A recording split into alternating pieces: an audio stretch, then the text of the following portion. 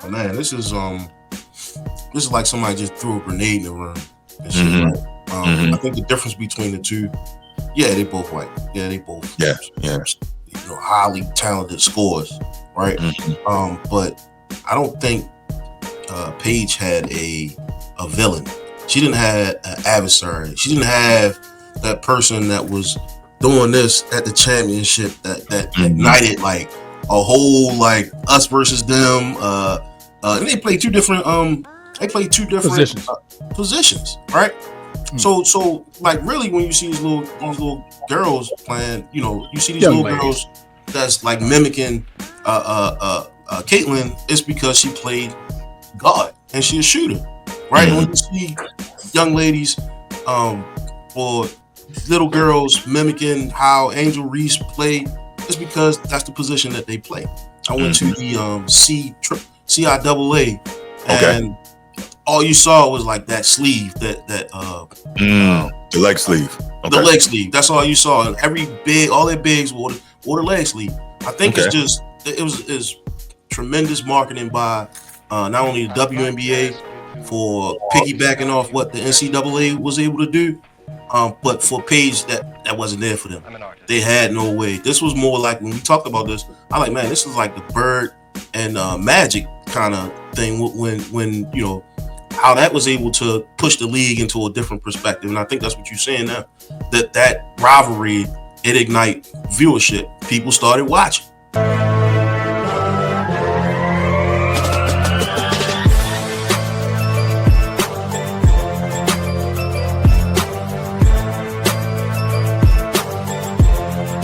So we're now going to get to the main topic of this show. We're going to talk about some what we got. Time out. Steve, go ahead and log off. Go ahead and log off, Steve. We don't even need you here, brother. We'll hold it down.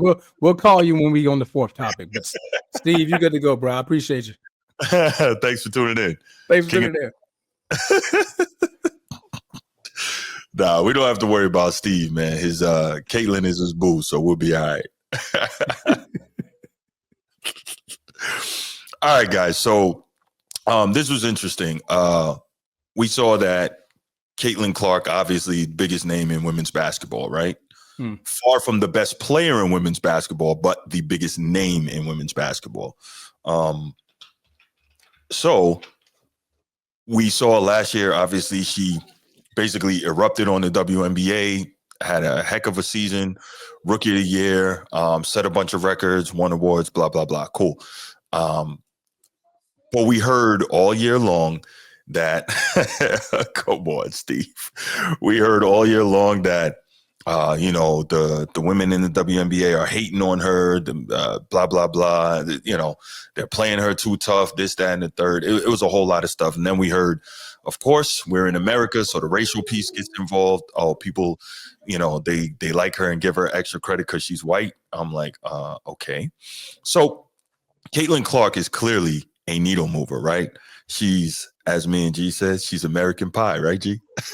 American Pie is crazy work. American Pie is crazy work, yo. But we got to do better as a damn unit, man. This is crazy work. That's something Steve should say. but no. But anyway, there have been different commentary, a lot of it towards the racial piece, as if she can't play and that she only gets love, for being white, right? So what made me come up with this, obviously we saw University of Connecticut win the national championship, last week, right? And 2 weeks already? Yeah. Yeah, we were supposed to talk about the Florida national championship was last week. The women's was 2 weeks. That was last Monday, so what? Sunday the women played. But anyway, not the point. But the point was we were supposed to discuss this. And what really kind of stood out to me on this particular topic is that Paige Bueckers, who was supposed to be Caitlin Clark before Caitlin Clark, she was the #1 high school recruit, ended up going to UConn, had a heck of a career there, but also blew out a knee. So we missed some of the fantastic movie series, Chief. But does she? I think I heard that too. But anyway, that's not the point. So yeah. Where was I? Yo, man, y'all wilding in. You got Bruce. Eyes on me. Eyes on me. Bro, focus, bro. Eyes on me, because you're getting lost in the chat. Eyes on me. Yeah. Continue. Chat. I'm not messing with it. Oh man, if you're watching this later, if y'all can see this chat. But anyway, no. So Paige Bueckers was the #1 high school recruit in the country. Goes to UConn. Following a long line of great women's players who played at Connecticut. And she ended up blowing out a knee there, so she missed some time. And during the time she was out was when Caitlin Clark really kind of exploded onto the scene as just, the incredible player that she was, right? So just super dynamic, pulling from anywhere, ends up becoming this right here. I think she had 49 points this game. That was the shot that made her the all-time leading scorer in history. And so, right.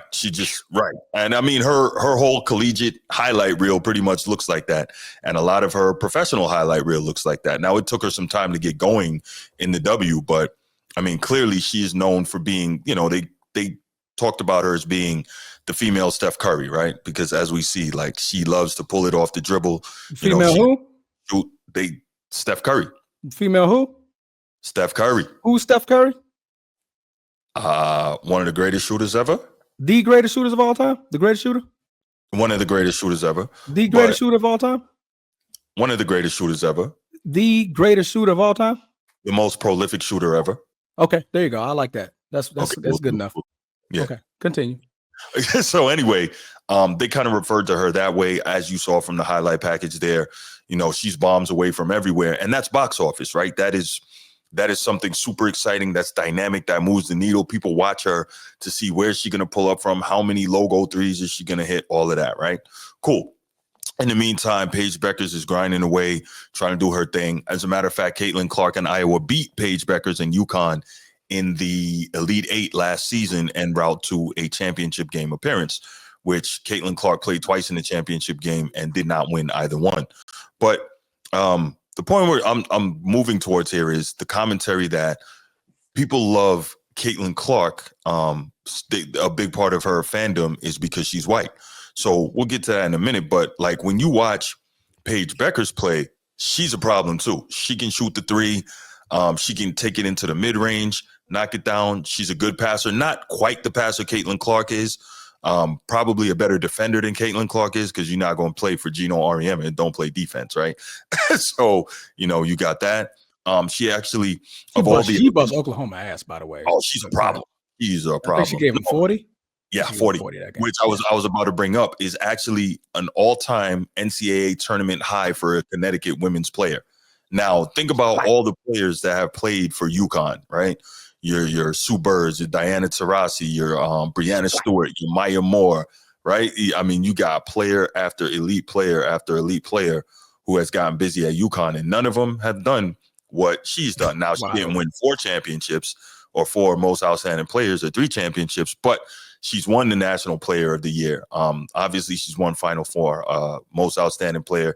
She's a champion now, and she has a record for highest tournament scoring game. But the point I'm trying to make now, where I'm moving, is the numbers aren't the same, right? She's a white player. She's an elite white player at arguably, not arguably, Gino Auriemma has 12 national championships now. So the best program in history for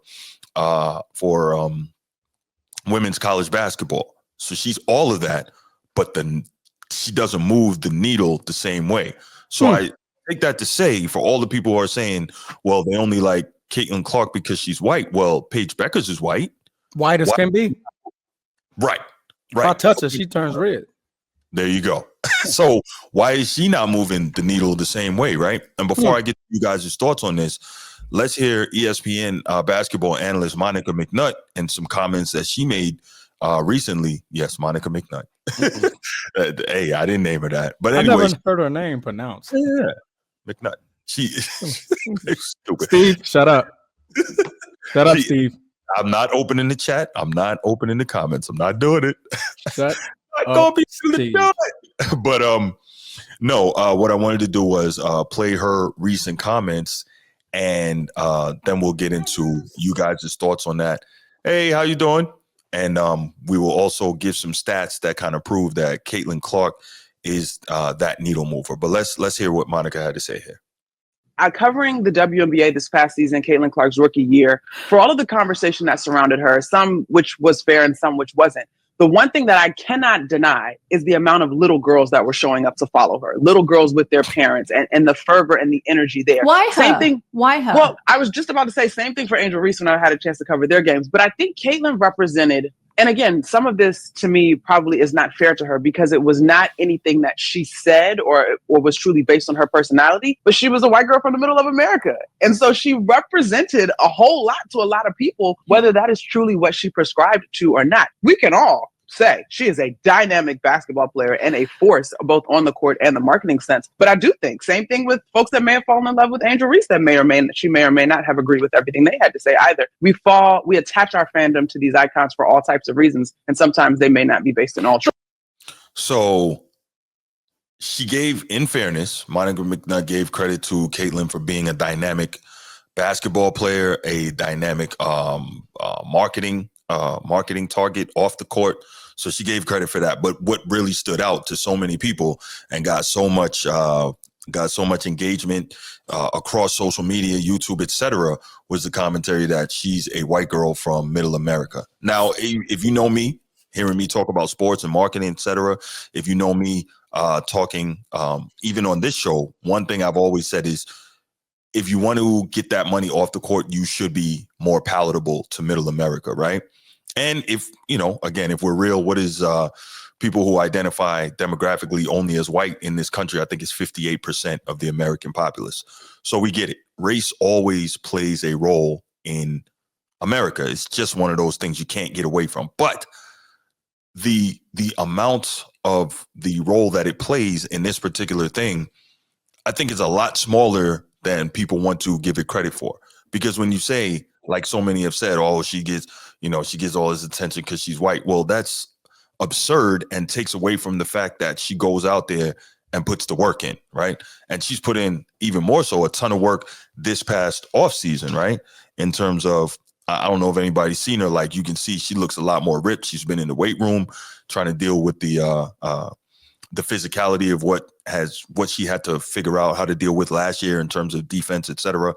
And so obviously she's been working on her game. There's a lot of Indiana Fever off-season workout tapes, not tapes, but videos that are out there that you can watch on YouTube, etc. So she's putting the work in. She's, again, an extremely dynamic player, a record-breaking, record-setting player, so on and so forth. So like, I find it so disingenuous to say, okay, well, she gets all this attention because she's white. Nah, I think it's because of her. So Transformer. Yeah. Matter of fact, no, you started last time. Gee, go ahead, man. What are your thoughts on this? Oh man, this is like somebody just threw a grenade in the room and shit. Mm-hmm. Right? Mm-hmm. I think the difference between the two, they both white. Yeah, they both highly talented scorers, right? Mm-hmm. But I don't think Paige had a villain. She didn't have an adversary. She didn't have that person that was doing this at the championship that ignited like a whole like us versus them. And they played two different positions, right? So like really when you see these little girls playing, you see these young little girls that's like mimicking Caitlin, it's because she played guard and she's a shooter, right? And when you see young ladies or little girls mimicking how Angel Reese played, it's because that's the position that they play. I went to the CIAA, and all you saw was like that sleeve, the leg sleeve. The leg sleeve. That's all you saw. And all their bigs wore the leg sleeve. I think it was tremendous marketing by not only the WNBA for piggybacking off what the NCAA was able to do, but for Paige that wasn't there for them. They had no way. This was more like when we talked about this. I'm like, man, this is like the Bird and Magic kind of thing when how that was able to push the league into a different perspective. And I think that's what you're saying now. That rivalry, it ignite viewership. People started watching. Like they watching more now. I just don't think Paige had that. She didn't have that villain. She didn't have that player that right. It was just I think she didn't have that push. When nobody amplifying her games like they was Caitlyn and Angel, and then even led on. It even went further when they got into the WNBA on their rookie season. Remember, they was like, oh yeah, and that wasn't even close. That wasn't even close in my eyes. Yeah, it was rebounds and layups versus threes and assists. She had a lot of turnovers, but I think the bigger story here is Caitlyn. You need a villain, right? Like you need some type of somebody you can play off of. And I think all those young ladies played off of each other. Remember, Paige got hurt though. I think if Paige was in the mix, it would have been a different outcome. Sophomore year, I believe. It was a sophomore year. Yeah, she blew the knee out. Yeah. You know, I also think that, and you're right, Tyler, in all that you're saying there. And by the way, Paula Desmond, I don't know if I've seen you here before. Thank you for checking in. Really appreciate you. Appreciate your comment. Hit that like and subscribe on the channel. I'd appreciate it. G, you make a lot of great points there, man. I think what they were trying to do in terms of the case of Paige, they were hoping that they would get that. And I don't even know, she doesn't strike me as a villain at all, but they were trying to get that rivalry with her and from USC who blew her, Juju.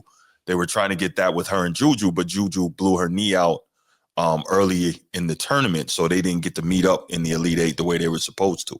So I think that they were trying to get that, but it didn't quite work out. But again, Juju doesn't even strike me as like the villain.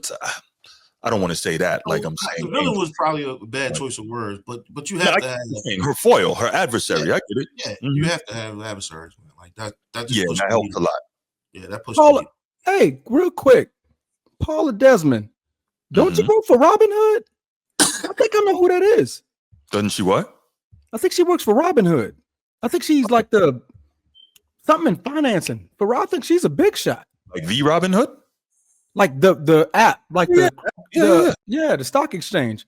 I think that's who that is. Okay. I mean, if that's you, Paula, hey, welcome to the channel. Absolutely. Yeah, that's wonderful. I believe that's what it is. I knew I recognized that name. No, okay. I didn't know who that was, but Let me look her up. Yeah, check that out, man. But yeah, so wow, it pops up immediately. Hey, check out head of payments and cryptocurrency at Robinhood. Well, no. Listen, Miss Paula. We did lots of content on Stephen A.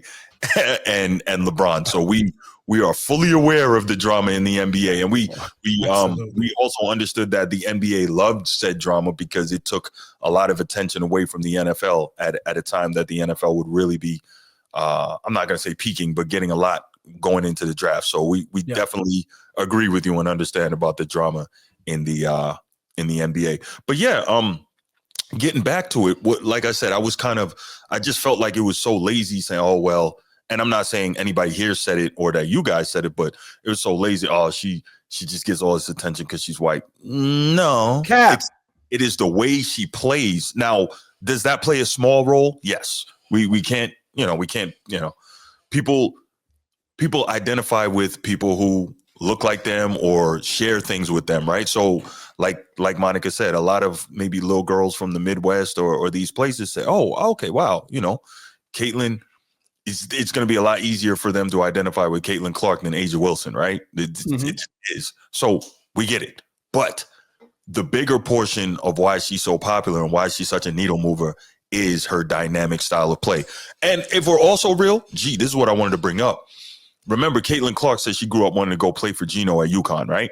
And so now we heard Diana Taurasi and Sue Bird talk about it. And just watching UConn play, do we really believe that Caitlin Clark would have been as dynamic if she had played for UConn? She might have had the skill set, but Gino's not letting her come across half court and pull up from the logo. Gino Auriemma does not coach that way, and he does not allow any player, no matter how great they are, to play that way. And so maybe if she had ended up going there, we have a totally different vision of Caitlin Clark. She plays the game a different way, and she doesn't have the same level of she's definitely not averaging 30, I'll tell you that much. Say again? She's definitely not averaging 30, I'll tell you that much. Correct. Yeah, Paula, you're right. The Kings did do Mike dirty. No, she would not have been averaging 30, right? We've seen, like we said, some of the all-time great women's basketball players in college play for UConn, and nobody puts up those kind of numbers. Now, of course, they have more 5-star recruits and all that, more talented players, so you get the ball around. But the general point is, like, Gino doesn't generally let one player get off like that. And so you wonder, if she had gone to UConn as she had wanted to, would Caitlin Clark be the same phenomenon? But the point is, she went to Iowa, she developed how she developed, she played how she played. All that helped to move. It was kind of like the perfect storm, like we talk about with Magic and Isaiah, right? Not Magic and Isaiah, Magic and Bird. So we see her and Reese, and they have their rivalry, and then they come into the league at the same time, and the rivalry continues. It's perfect. They're in the same division. Everything all works out. Now, it doesn't work out quite like Lakers Celtics, but you get the point. Everything works out. And so I'm like, we got to stop this. So let's see, where was I? I had the numbers on the difference, right? So just to point to it, right? Again, we do establish that Paige Bueckers is white, right? She's a white player. Mm-hmm. Pale as shit. Yeah. Uh-huh. Just wanted to make sure I got that right. So whiter than my teeth. Okay, cool. So from 2025 to 2024, right? If we compare them in terms of the women's NCAA tournament, viewership in 2025 averaged 367,000 per game, a 21.7% drop from 2024. The final 4 games, right, averaged 3.9 million viewers, down 64% from 10.8 million viewers in 2024. Championship game, UConn versus South Carolina drew 8.4 to 8.5 million viewers, a 55% decrease from 18.9 million for the 2024 Iowa-South Carolina championship game. Now, I could go down the rest of the numbers, but I think you guys get the point. So I think it's also fair to say that color is not the deciding factor here. It's the dynamism of play. Am I right? Correct.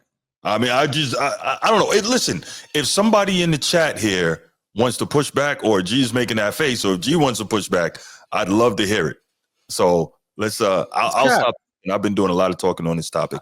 I think the point that you mentioned is there's no back and forth, right? Like, there is no rivalries for Paige.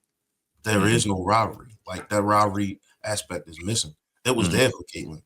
And it was still there for the beginning of the season. Like what's her name? Like Tyler was saying, they running around trying to foul her, and you know, the whole thing between her and still, like, people getting death threats.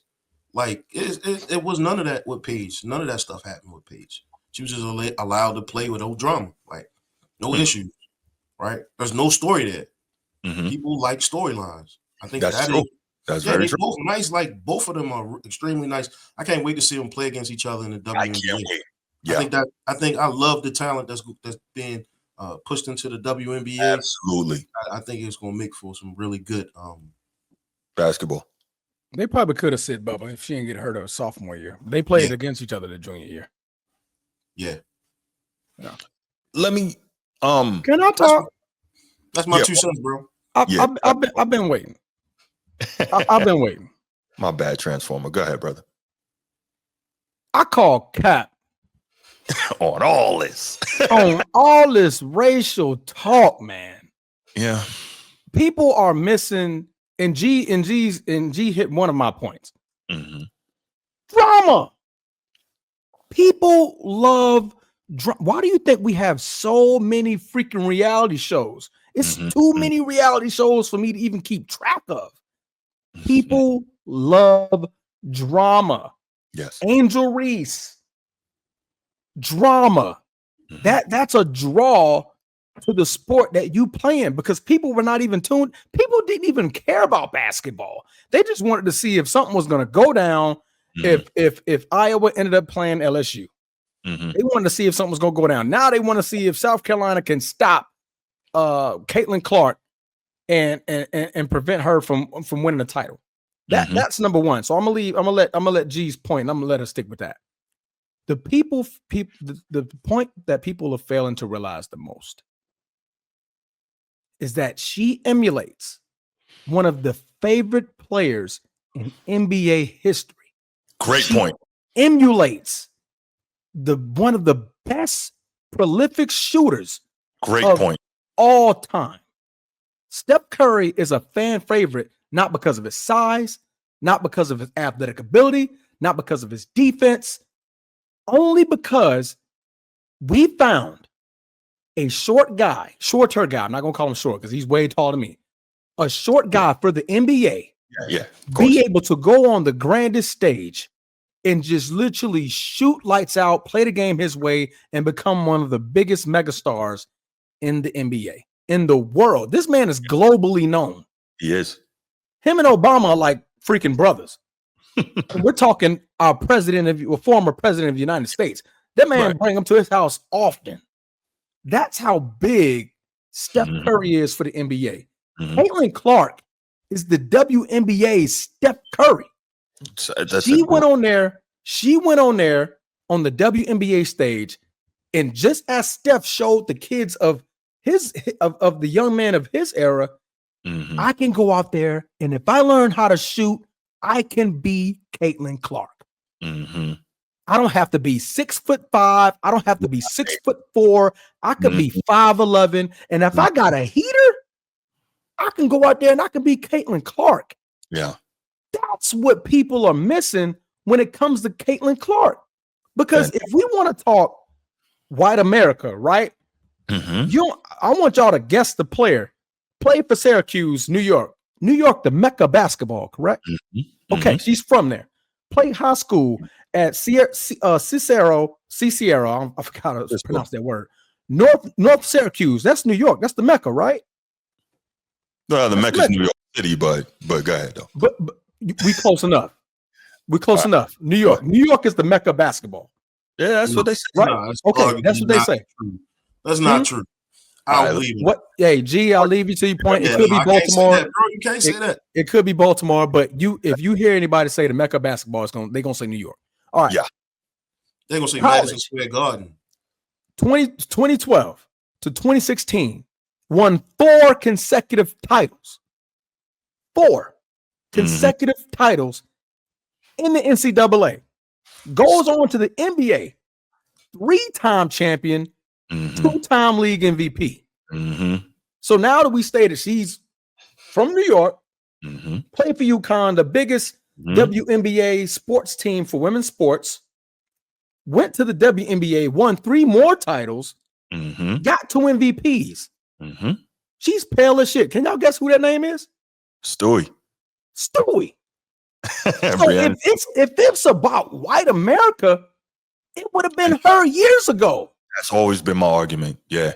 It would have been her years ago that she would have been put on the same pedestal that Caitlin Clark is. All right. But let me tell you something about Stewie. She's 6'4". Yeah. She's tall. A lot of middle America white girls, they don't grow to be 6'4". They do not. They do not. No. So guess what? Caitlin Clark is shorter and has a heater. She passed the ball very good on she has turnovers, but that's the name of the game. She always got the ball in her hands, but she's a great passer and she can shoot the ball. She's showing these young little white ladies, hey, I don't need to be super athletic. I don't need to be like prolific defense. I don't need to be in the paint. I don't need to be doing none of that. Right. If I can get a heater and I know how to distribute the basketball, I can make it to the highest level of my sport. That's why Caitlin Clark gets the damn recognition that she does. It's not things that she do off the court because she's quiet. She's very, very quiet. She don't want to be in the media. She don't do all the extra stuff like Angel Reese and stuff like that. Not saying it's wrong, but she's not out there like that. Yeah, she's to herself. She's quiet. She's from the middle America, and she's like, man, I just go out there, I play my game, I do my interview, and I go home. That's it. That's it. So it's nothing that she does outside of what she does on the court that's put her on a pedestal that it was. Bruce, you just stated the facts. There's a 47% drop in viewership since she left. Guess what? Because the little white girls who idolize Caitlin Clark, they ain't got nobody else to relate to. She's in the WNBA. They're gonna go watch her there. Yeah. You know what I mean? The Olympics, we saw that. The Olympics, without Caitlin Clark, viewership was very, very low. The biggest complaint that Caitlin Clark was not on that floor from all fans, from WNBA to NBA, just sports related. They were like, y'all should have put Caitlin Clark on that stage. In fairness, she didn't deserve to be on that team yet, and that's fine. From the point you're making, totally get it. Hell, Jason Tatum was invited and didn't even play. He's a champion. Just invite her. Just bring her. Let her be on the sideline. Let people come and get autographs from her. You're talking about the Olympics? Jason played. He had like 2 minutes. You could have gave Caitlin Clark 2 minutes. I mean, the kid can hoop, man. I'm happy to see that the WNBA has a Steph Curry, because that's what Steph Curry did for the NBA. He came in and he became the most prolific scorer ever. Small, frail body, injury prone, all that. Played at Davidson, shot his lights out. Came in the NBA, won 4 titles, and 2 MVPs, 1 unanimous. Broke all shooting records from the 3-point line, and still extending that number. They see Caitlin Clark doing the same thing in the WNBA. That's why she gets the praise, and she gets, not the praise, but the recognition that she gets, because she's that. Yeah. I rest my case, man. Folks need to stop this white America crap. You made a fantastic case. I don't have any argument. Breanna Stewart been white America. Been that. Facts. Been there, done that. Sue Bird, Diana Taurasi. Been there, done that. Yeah, no question. Done that. They white as all can be. Caitlin Clark is just the one that shoots like Steph. Yeah, that's right. That's it, bro. There you go. All right, well, let's open up these phone lines real quick. We'll take a couple of calls and see if anybody has any commentary, maybe any pushback on this. I'd love to hear it. 904-219-8264, 904-219-8264. I'd love to hear if anybody has any pushback on this. And then we'll go ahead and we'll get to that final topic and get you guys out of here so you can enjoy the rest of your Palm Sunday. I didn't even know it was Palm Sunday until like yesterday. Right now. Yeah. I didn't even know until right now. Yeah. Let me see. Is it Palm Sunday? I don't even see if that pops up on my calendar. Steve. Here we go. What's going on, Steve? How are you, my brother? What up, Bruce? What up, G? What up, Twizzler? What's happening? Not much. Put my red hoodie back on. Ass kissing you're doing for my girl. You better back off, Twizzler. This whole diatribe being all nice. I know what your game is. You better back off my girl. This is some bullshit. Trying to step on a short king. That's bullshit. Hey, man, I'm short, bro. How tall you think I am? I don't know. I'm short, bro. Right now, I'm a little defensive about this. Listen, I'm a man. I know we're spitting game. I know what you're doing here. You're trying to infiltrate my trap. I'm the Harrison Butler her. She's mine. I just don't appreciate this. I already kicked you out of the LeBron cult. Don't make me go farther now.